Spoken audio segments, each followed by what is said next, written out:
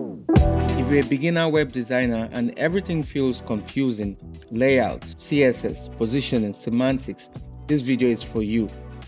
These are the fundamental concepts you must understand to build scalable professional websites the right way.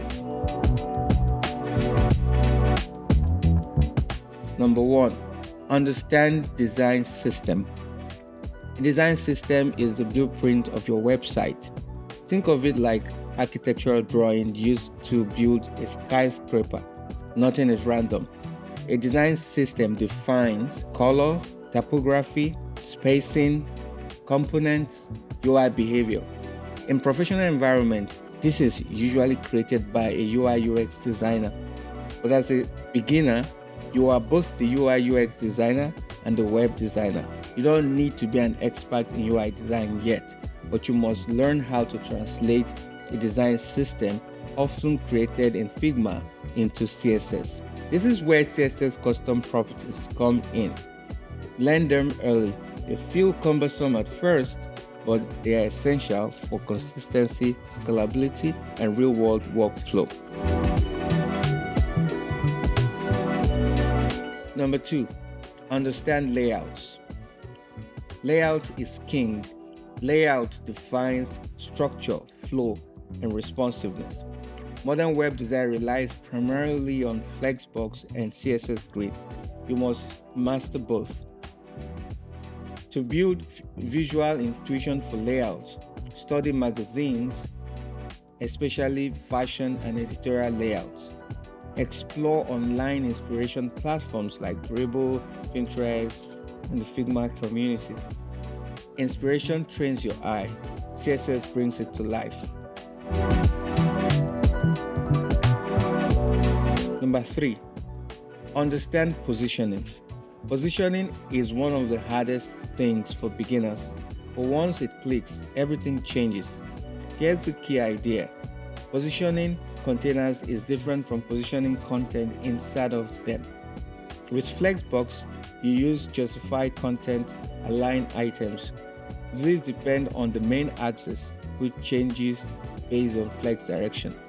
If you need to position a single child element independently from its siblings, you wrap it in another container and apply flex to that container. With grid, positioning works differently. The parent defines the grid. Children occupy grid cells. Content inside those cells is positioned separately. For beginners, start with Flexbox. Move to grid once you're comfortable. Also, focus on mastering just 2 positioning types for now: position relative and position absolute. Number 4, semantic tags versus divs. Semantic HTML is not optional. Semantic tags provide meaning to your markup. They improve SEOs, they improve accessibility. They help search engines understand your content. Always use semantic tags when they exist, and use them in the correct order. Div, on the other hand, is generic. Use it only when no semantic tags fits the situation. Build this habit early. You will thank yourself later. Number 5, styling. When styling with CSS, always use classes. Avoid styling semantic tags directly. Avoid using IDs unless absolutely necessary. Styling semantic tags reduces control and scalability. You will often end up relying on fragile selectors like nth-child, which breaks easily. ID increases specificity. This makes styles harder to override and maintain, especially in large project and JavaScript-driven applications. Classes gives you flexibility, control, and scalability. Number 6, tools and framework. As a beginner, resist the urge to jump straight into frameworks and tools just because they are popular. Instead, learn HTML deeply, and especially semantic elements.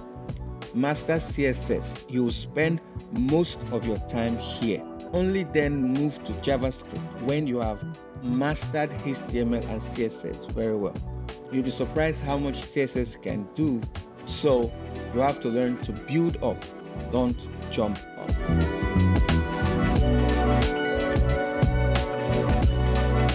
Let me know in the comment section which of these tips you're currently implementing and which that you are ignoring. To keep learning web design, HTML, CSS, and UI framework, subscribe to this channel. Thank you for joining us today, and see you next time.